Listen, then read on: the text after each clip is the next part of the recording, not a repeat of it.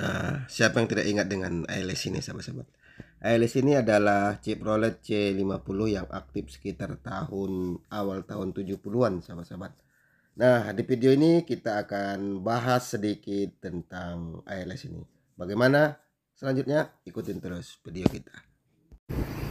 Nah, sahabat-sahabat, kali ini kita diantar oleh Wailung. Kalau saya membilang ini Wailung adalah penjaga loket di daerah Kota Nopan, di samping De Salsa sama Bang Ucok. Jadi Wailung ini sangat baik hati, diantarkannya, dipermisikannya saya sama penjaga langsung tempat ALS C50 ini berdiri. Padahal saya baru pertama jumpa dengan beliau, tapi beliau sudah akrab dengan saya ya. Mungkin orang-orang baik seperti ini sangat jarang sudah kita jumpai. Ini saya diantarkannya langsung meski ada aktivitas penjualan tiket di loket. Jadi saya sebenarnya sangat segan dengan beliau diantarkannya saya sampai ke tempat tujuan. Namun nanti sini saya harap dia tidak harus lama menunggu saya sampai selesai. Saya mohonkan dia nanti saya suruh atau saya minta tolong dia duluan setelah dipermisikannya saya ke dalam ya. Terima kasih untuk orang-orang baik. Mudah-mudahan Wailung ini rezekinya banyak dan hidupnya bertambah makmur. Masih ingat dengan mobil LSC 50? Mobil ini merupakan salah satu mobil legendaris dari PT Antar Lintas Sumatera yang telah berjuang untuk membesarkan nama ALS pada masa lalu. Pasca dipindahkan mobil ALS ini atau ALS Chevrolet C50 beberapa bulan lalu dari tempat tidur panjangnya di Aek Apesong, Kelurahan Pasar Kota Nopan, ke rumah almarhum mantan direksi PT Antar Lintas Sumatera Haji Sati Lubis di Jambur Tarutung, Kelurahan Pasar Kota Nopan. Kisah ALS Chevrolet C50 yang pernah jaya sekitar tahun 1967-1973 untuk mendapatkan kisah heroik perjuangan bus yang merajai jalan lintas Sumatera, Medan, Palembang, Jambi, dan Tanjung Karang yang saat ini kondisi jalannya masih banyak yang terbuat dari tanah liat. Kita, admin Bang Dul TJ Bus, sengaja datang kemari untuk mencoba menjejaki dan menjumpai beberapa tokoh masyarakat. Walaupun sebelum video ini tayang atau beberapa bulan yang lewat kita sudah datang juga kemari. Kita cari juga informasi tapi kita tidak dapat, makanya tidak kita buatkan video. Kita kumpulkan beberapa yang bisa kita wawancarai walaupun mereka tidak mau diwawancarai di depan kamera. Tapi setidaknya informasi sudah sangat saya kira saya sangat sudah bisalah mengupload video ini dengan beberapa sumber yang bisa saya jumpai. Dan yang saya jumpai informasinya seperti ini, diantaranya tokoh-tokoh masyarakat dan orang-orang yang pernah terlibat langsung saat itu terjadi. Bahkan ada cucu dari yang pernah jadi kru di sini pernah juga saya jumpai, ya, ini yang masih ada di ALS Ujung 8 yaitu Pak Udin yang menjadi pegawainya. Dan ada juga sebagian yang terlibat langsung saat itu menjadi pegawai atau supir dan kernet mobil ALS Chevrolet C50, tetapi informasi yang didapatkan sangat minim. Jadi karena kita juga bisa berbahasa Mandailing, jadi untuk mencari informasi itu sedangkan kita aja yang berbahasa Mandailing, sangat sulit bagi kita untuk menjumpai orang yang memang bisa menceritakan secara keseluruhan, karena kebanyakan supir-supir yang mengoperasikan mobil ALS Chevrolet ini rata-rata sudah meninggal dunia. Begitu juga dengan orang-orang yang sempat menjadi kernet saat itu sudah tidak ada lagi. Walaupun ada satu atau dua orang yang masih hidup, rata-rata sudah pikun dan kondisi kesehatannya pun kurang baik dan kurang mahir berbahasa Indonesia. Jadi kita berkomunikasi dengan mereka harus menggunakan bahasa Mandailing asli. Salah satu seorang pegawai atau yang pernah menjadi kernet bus ALS ini adalah Pak Bahrum Nasution. Mungkin sebagian ada yang pernah ditampilkan di media, yang tinggal di Pasar Kota Nopan. Pak Bahrum ini biasa aktif dia terkadang datang dia ke daerah loket ALS di Kota Noban. Dia kadang dia datang untuk sekedar makan. Nah, disitulah kita kadang untuk berbicara dengan beliau.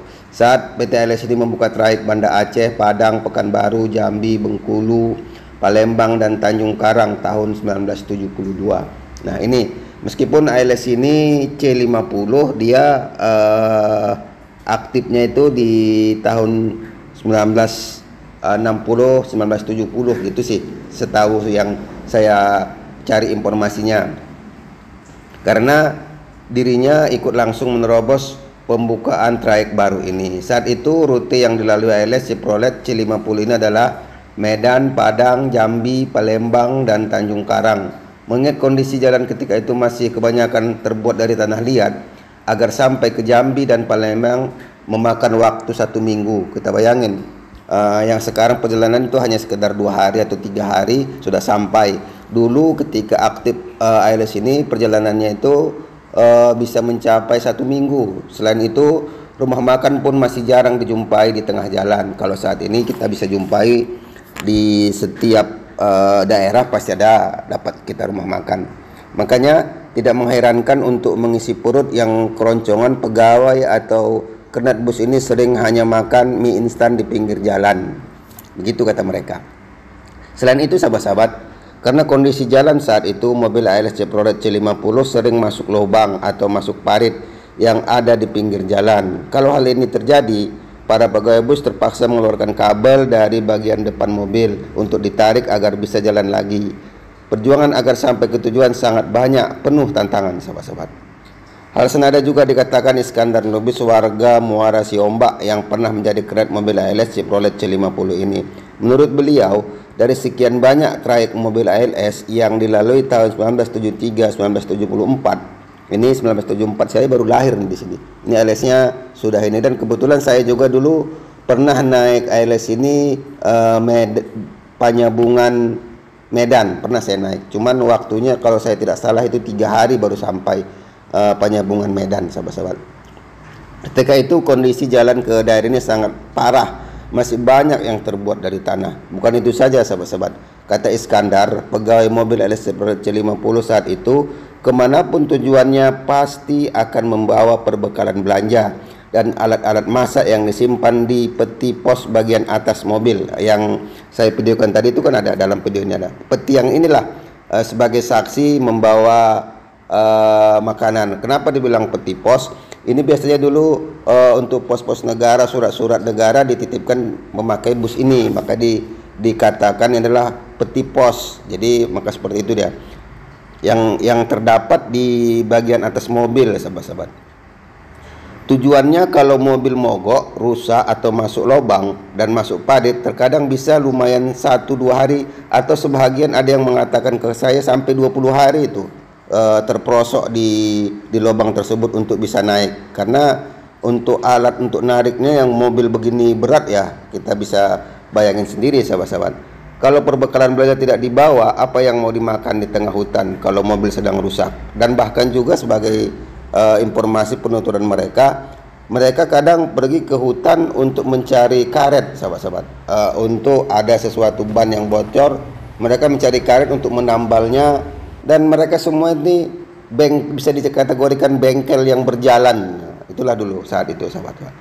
Saat ini mobil legendaris ini sahabat-sahabat sudah terparkir di kediaman mantan direksi. Nanti kita akan ekspor rumah almarhum Haji Asati Lubis ini. Kebetulan kita kemarin bisa dapat izin yang bisa kita ekspor lah sedikit.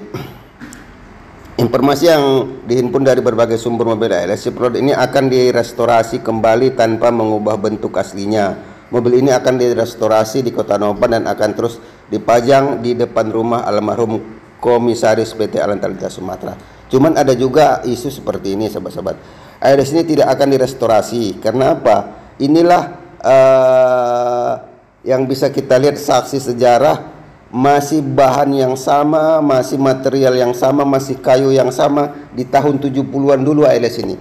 Ini dia barangnya. Jadi kalau nanti direstorasi berarti tidak klasik lagi dong. Sudah ada upgrade-nya. Jadi dua pertimbangan inilah yang sekarang ini menjadi perdebatan untuk saat ini, sahabat-sahabat. Bagaimana menurut sahabat-sahabat? Karena kalau dia direstorasi otomatis yang berkarat-karat hilang, kayu yang aslinya bakal hilang, bakal dicat kembali walaupun dibentukkan seperti semula, cuman keasliannya, keori daripada armada ini bakal hilang. Kalau menurut saya lebih setuju jangan dihilangkan semuanya, atau memang ada ciri daripada bentuk aslinya yang dari tahun 70-an dulu, sahabat-sahabat. Itu sih kalau menurut saya. Bagaimana kalau menurut sahabat-sahabat semua? Hal ini mungkin untuk mengingatkan kembali bahwa PT ALS itu didirikan di Kota Nopan pada tahun 1966.